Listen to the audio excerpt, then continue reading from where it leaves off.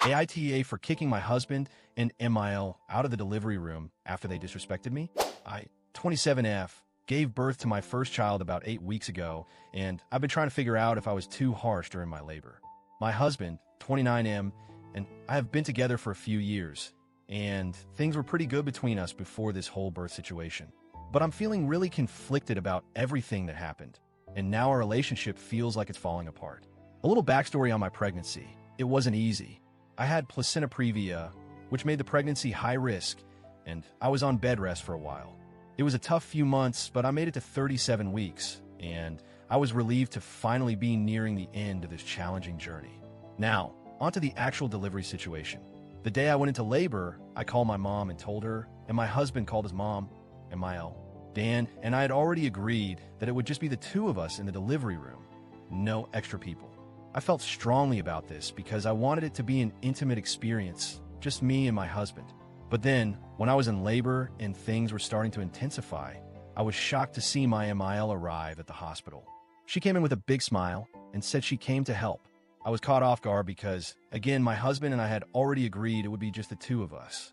I told her politely that I wasn't comfortable with her being there and explained that it was a decision Dan and I had made together. She wasn't having it, though. She said she'd traveled all this way, so it would be rude to make her leave. At that point, I called my mom to come to the hospital because there's a rule at the hospital limiting the number of people allowed in the delivery room to 2. I figured if I had to have one extra person in the room, I'd rather have my mom there. When my mom arrived, I spoke with the nurses and told them that only my husband and my mom would be allowed in the room. That way, there would be no confusion or arguing about it.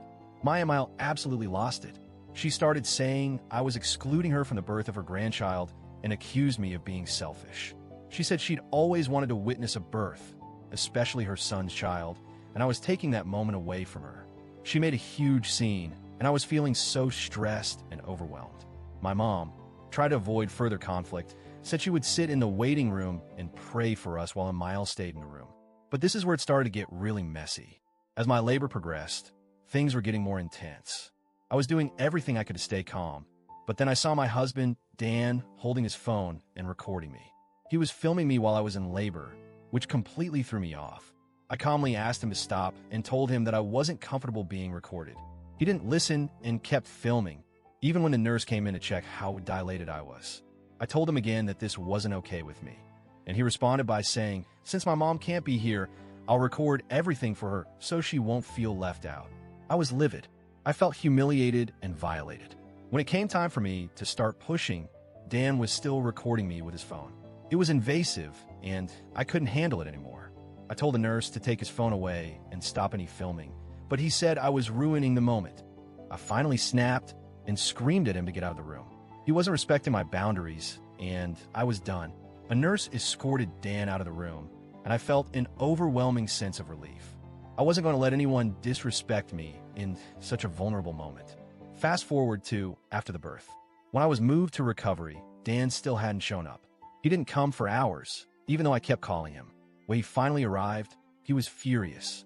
He said I was selfish for kicking him and his mom out of the delivery room and that I had excluded him from the birth of his son. He was hurt, and so was his mom. They both felt like I ruined their moment of witnessing their grandchild being born.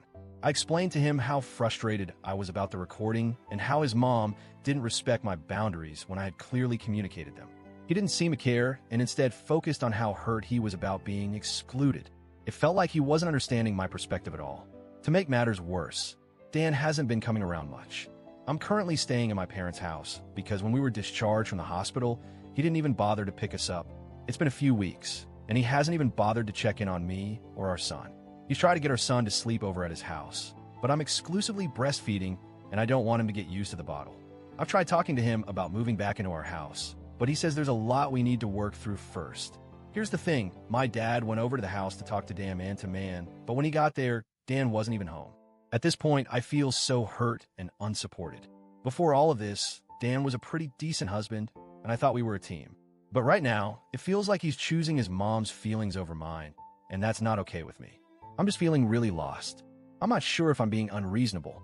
Was I too harsh, kicking Dan and his mom out of the delivery room? Should I have just let things go? I'm honestly wondering if I've made a huge mistake here. AITA for doing what I did.